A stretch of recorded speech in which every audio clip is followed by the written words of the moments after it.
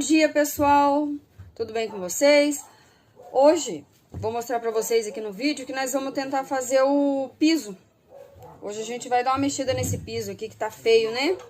Então assim, como vocês viram no último vídeo, a parede já tá dando um andamento aí bem bom, tá ficando bem legal. Aí o piso a gente vai mexer hoje, se não chover, né? Que o tempo tá meio estranho, mas a gente vai tentar mexer nele hoje, tá bom? Quero agradecer vocês que estão se inscrevendo, quem tá chegando agora, tá? A gente é do canal Pé na Estrada, Leide Silvio. Eu sou a Leide, meu marido é o Silvio. E a gente quer pedir para vocês aí assistir os vídeos, dá um joinha lá pra gente, compartilhe com os amigos, com os vizinhos, tá bom? Ajude a gente aí. E é isso aí, pessoal. Fiquem com o vídeo, aguarde aí, tá bom? Hoje mais um dia, pessoal, de trabalho, mais um vidinho aí que vai sair pra vocês. A gente vai mexer no piso e vocês aguardem aí. Vai apoiando a gente, curtindo, comenta aí. Se tiver novas ideias pra gente, a gente aceita. Dá uma força pra gente aí.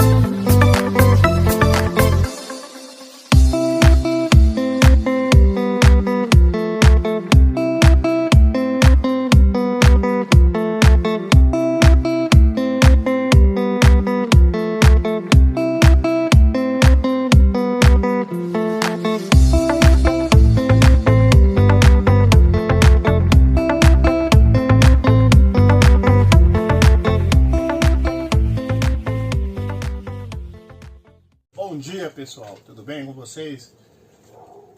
Estamos aí mais uma vez na luta aí, né? Como vocês viram no vídeo aí, a gente estava medindo, né? Como que a gente ia fazer aqui.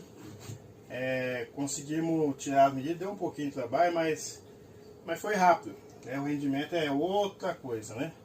Aí a gente conseguiu tirar todas as medidas. Agora eu já tirei as tábuas para fora. Aí a gente agora vai vir com a manta, né? Essa manta aqui, ó, a gente vai colocar ela agora todinha ali, vamos parafusando, esticando, parafusando para ficar bem. A gente parafusa, a gente não passa cola. Parafusa que depois vai a outra em cima, então fica esticadinho. E pra gente vir cá, as madeiras em cima, fazendo o término aqui do assoalho, tá? Hoje também já cortamos aqui, ó, uma saidinha aqui, né? Que tem do combustível, que a gente tem que manter. Depois vai uma caixinha aqui, tá? Porque isso aqui não tem como tirar. Isso aqui tem que ficar. É bem original ainda. E estamos aí. Aí vai acompanhando aí, que a gente vai estar mostrando aqui já o feito aí, tá bom? Não esquece, viu? A gente tá sempre falando aí. Tem bastante gente assistindo só e não tá curtindo, não tá dando um like lá. Vai comentando, vai passando, ajuda nós aí. Custa nada não, viu? Tamo junto aí. Deus abençoe todos vocês que já estão escrevendo, que estão assistindo. Deus abençoe. Porque nós é uma família aí. Tamo junto aí, tá? Deus abençoe todos vocês. É isso aí, pessoal. Como vocês viram aquela hora, aqui tava tudo com o piso prontinho, né? Só que nós não colocamos a manta. Então, assim, a gente teve que tirar tudo para poder colocar a manta para depois voltar ao piso. A gente só tava medindo ele para ver se ia dar certo, né? Se a madeira toda ia dar. E deu. Agora vocês vão ver aí a gente colocando ele de novo, tá bom? É isso aí. Fique aí com o vídeo. Até daqui a pouco.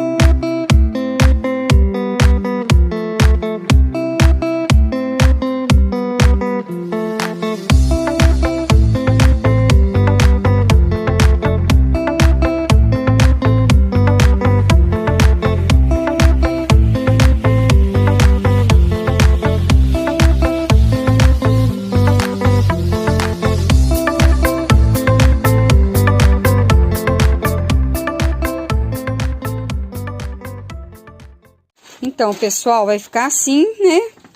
Antes de colocar o piso, vai ficar assim, com a manta. Estamos terminando de colocar aqui.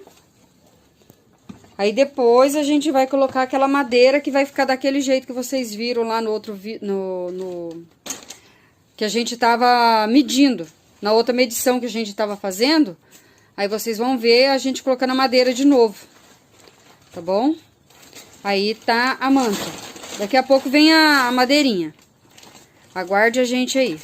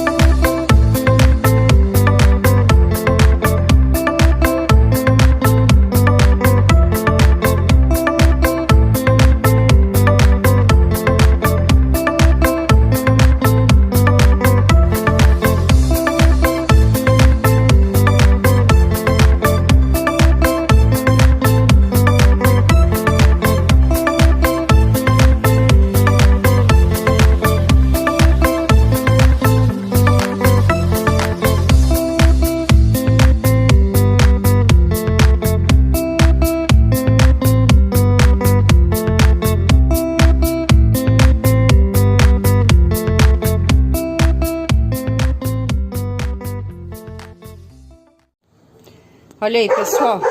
Deu um pouquinho de trabalho, né? Porque não encaixava.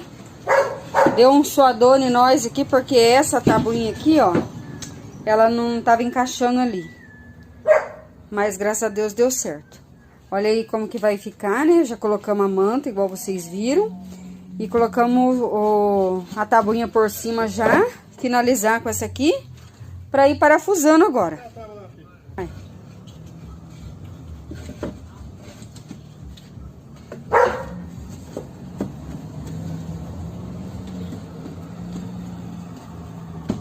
Aí, pessoal, olha aí. Então, agora é só parafusar. Olha como que tá ficando. Deu um pouco de trabalho. Falta colocar uns parafusinhos aqui, ó. Porque o parafusinho era muito pequeno, a gente vai colocar mais um parafusinho aqui, porque soltou, né? Aí colocamos esse aqui improvisado ali. Até a gente colocar o piso pra gente poder arrumar ele. É isso aí. Daqui a pouco terminamos, eu vou mostrar pra vocês daí como vai ficar. Olha aí, pessoal, desse jeito aqui que ficou. Já tá parafusado. Tá tudo parafusadinho já. E aí, o Neto já tá até pulando ali, já dançando, né, João? Isso. E é isso aí, pessoal. Tá tudo, ó, seguro, não tem nada caindo. Tá tudo certinho. Agora só falta fazer aqui o banheiro, né? Que a gente vai fazer o banheiro. E o teto, né? Que falta fazer o teto ainda.